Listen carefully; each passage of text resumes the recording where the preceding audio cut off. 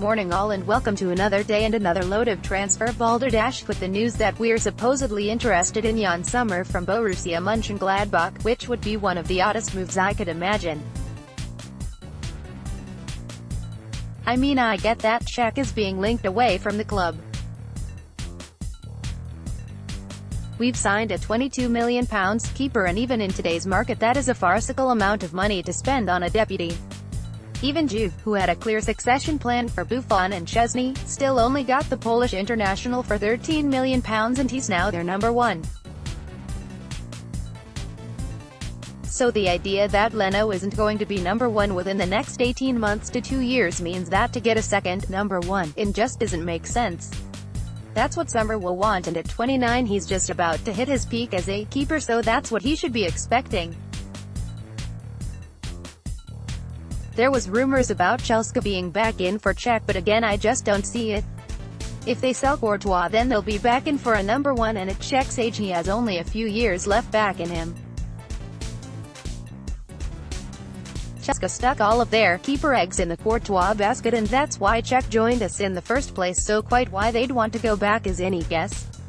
From what we've seen of Cech, he's still capable of great games, but more and more mistakes crept into his game, and we all know that when a keeper starts to reach 36, their level starts to drop. It happened with Lehmann and it happened with Seaman. Cech has given us a good few years, but it makes sense to look for a new keeper to challenge him and potentially take over within the next year or so.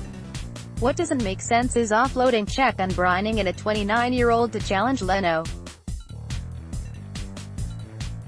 Sommer is a good keeper and perhaps better than Leno based on last season's showings, but we've made our decision on our keeper situation and it is Cech and Leno, so I'd be stunned if the Sommer links, and I'm not hyperlinking any of the media outlets running the stories because I don't want to be funneling traffic their way, or anything other than Sunday rag gossip to sell a few more papers.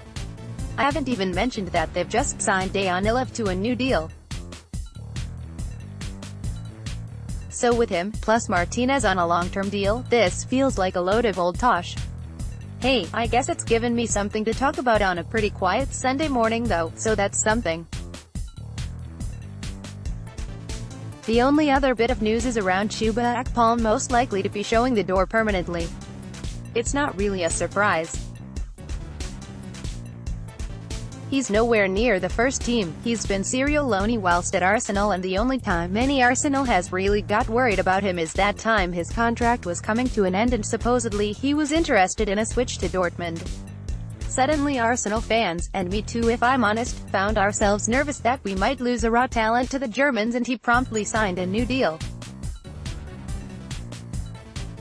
Obviously in hindsight that wasn't the best idea by Arsenal, and perhaps it was another example of an agent playing a blinder, but here we are about 3 years after those rumors surfaced and he still hasn't broke through.